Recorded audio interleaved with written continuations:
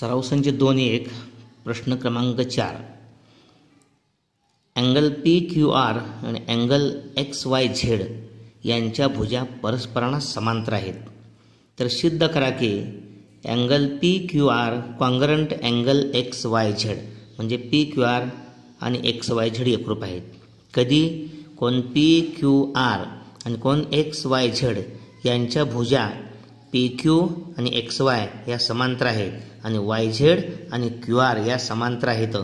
अशा परिस्थितीमध्ये P Q R आणि एक्स वाय झेड एकरूप दाखवायचे आहेत. आता या ठिकाणी आपण हीच आकृती पी क्यू पाठीमागं वाढवलेली आहे. किरण पी क्यू पाठीमागं वाढवून रेषा पी क्यूमध्ये त्याचं रूपांतर केलेलं आहे. किरण वाय एक्स पाठीमागं वाढवून रेषा एक्स वायमध्ये रूपांतर केलं आहे. त्याच पद्धतीनं रेषा क्यू आर, रेषा वाय झेड किंवा रेषा एम झेड. अशा परिस्थितीमध्ये या ठिकाणी पी क्यू आणि एक्स वाय या दोन रेषा समांतर आहेत आणि या दोन समांतर रेषांची जर छेदिका एम झेड घेतली तर या ठिकाणी कोण पी एम झेड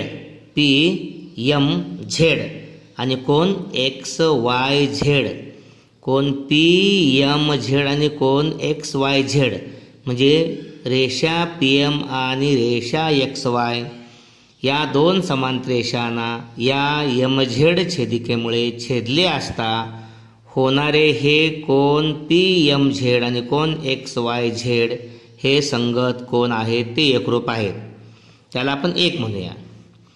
त्यानंतर रेषा एम झेड आणि रेषा क्यू आर यांची जर छेदिका पी क्यू घेतली तर कोण पी एम झेड, कोण पी एम झेड आणि कोण पी क्यू आर हे दोन कोण एकरूप आहेत, हेही संगत कोण आहेत.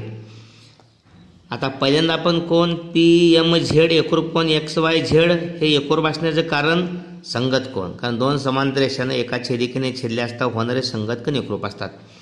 इथंही तसंच पी क्यू आणि एम झेड या दोन रेषा पी क्यू जी रेषा आहे ती एम झेड आणि क्यू आर यांची या दोन समांतर रेषांची छेदिका आहे. म्हणून कोण पी एम झेड आणि कोण पी क्यू आर हे संगत कोण आहेत आणि ते एकरूप आहेत.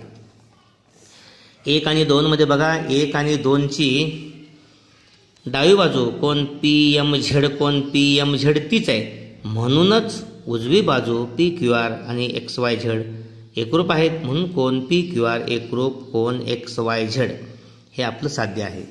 पुन्हा एकदा व्हिडिओ पहा, सराव करा.